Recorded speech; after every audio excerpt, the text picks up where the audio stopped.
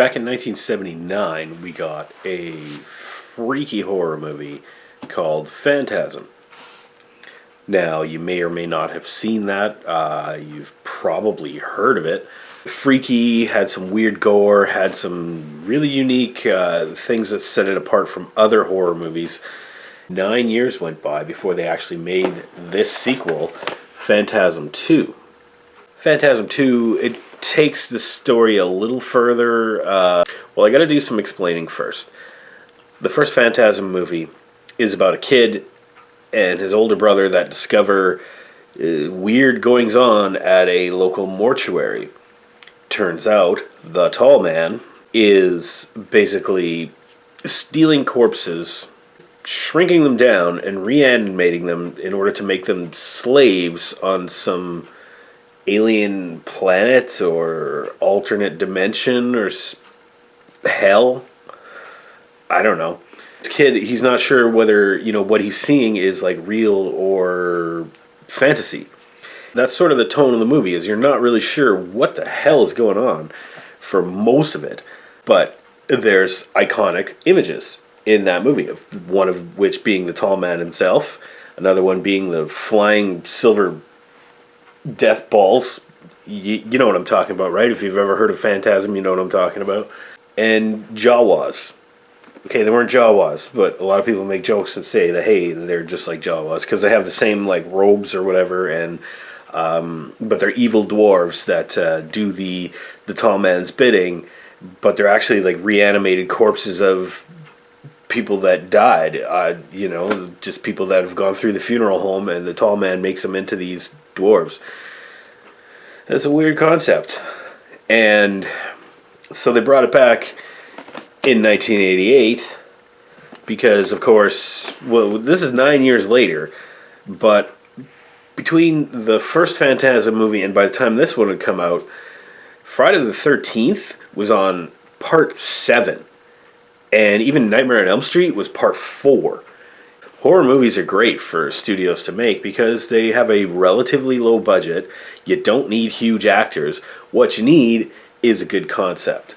And in 1988, they thought, well, what if we bring in this old weird concept that everybody remembers this one because it was just weird AF. So what if we get back into the horror movie game with this movie? We don't have to spend a lot of money relative to other movies that were around at the time, like Who Framed Roger Rabbit? Die Hard? Doesn't have as big a budget as Die Hard, I'll tell you that. Anyway, Phantasm II, it's good. I gotta say that I like this. It was weird. It was not as weird as the first one. More gory and crazier stuff happened. But it didn't have that overall weird dream/reality tone that the first one did. Because this one is a little more clearly defined. They don't go into too much detail as to exactly what's going on.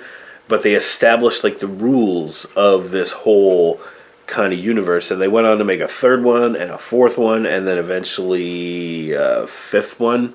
The guy who played the tall man died, so that was all they could do.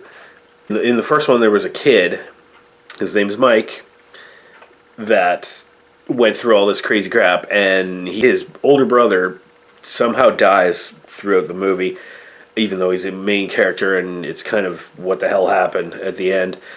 But then there's, of course, friend of the family, there's Reggie, and Reggie's suddenly the secondary, or basically he starts to become the main character in this movie, because he gets more lines, he gets better lines, he's a better written character than Mike himself.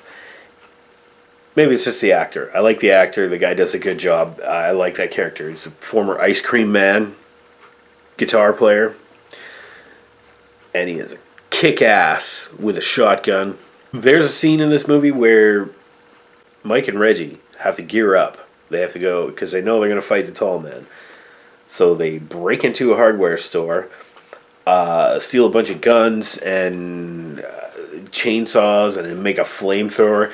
But the funny thing is, they break in, and they must have been in there for like 2 hours, because they show a montage of them like sawing down shotguns and strapping them together, and so they got a 4-barrel shotgun and making a flamethrower, using a chainsaw and stuff, and like being super loud for one thing, and basically using the shop in this hardware store in the middle of the night.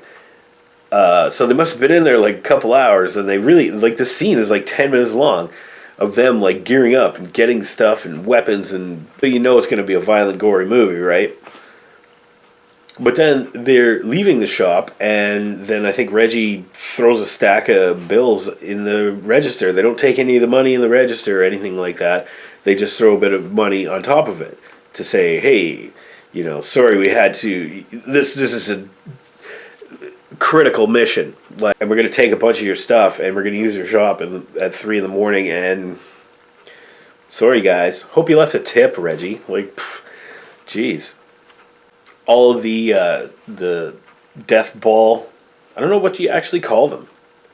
All those death ball scenes in this movie are actually really, really cool. I thought they really ramped it up. I mean, the first one, it was just like it was like a floating silver Christmas ball, and had like a knife pops out of it, and then it impales somebody in the head and like squirts blood out the end of it, and there's a few more like twists and tricks on it. And this one, gore it's pretty gory, and it's weird. I mean, it goes in a little bit different direction than like you would think from the original Phantasm movie. It basically just puts you through the same kind of situations again, but with more gore and more action and a little bit more details about what's actually going on with the tall man. Yeah, Angus Scrim as the tall man is back, of course. He's just a big, tall, scary-looking dude, and he's got a really intimidating voice, boy. Yeah, so he's pretty cool, and he has like the weird, milky, yellowy blood or whatever, and it's just gross. Like some of the gore scenes, like with the balls, are kind of gross, and the like puppet coming out of the woman's back in near the beginning of the movie is freaking crazy. And the end, yeah, you gotta just see that. It's weird. Overall, I didn't find it like super suspenseful or super scary. Some of the gore was like kind of, ooh, gross. It's more really of an action gore sci-fi. Yeah, I guess it was kind of well received. Definitely more financially successful even than the previous Phantasm, which was a surprise hit. I don't know how the series fared over time, but I guess it became one of those like direct-to-video kind of things. Yeah, but Phantasm II, I mean, you want to see a weird movie with a bunch of weird stuff happening in it? Evil Jawas? This is definitely a movie for you. I'm going to give this one a B-. I think if you like horror movies, you may have heard of this but not seen it. I think it's worth seeing if you're a horror fan. If you like movies like Friday the 13th and Nightmare on Elm Street and Pumpkinhead. Yeah, shout out to my friend Steve for he gave me this tape along with a couple others that I might get to review and watch in the future. This one though, yeah, it's worth seeing. It's a good, solid horror movie. It's weird, it's goofy and funny in spots, and it's a good time. The ball is back.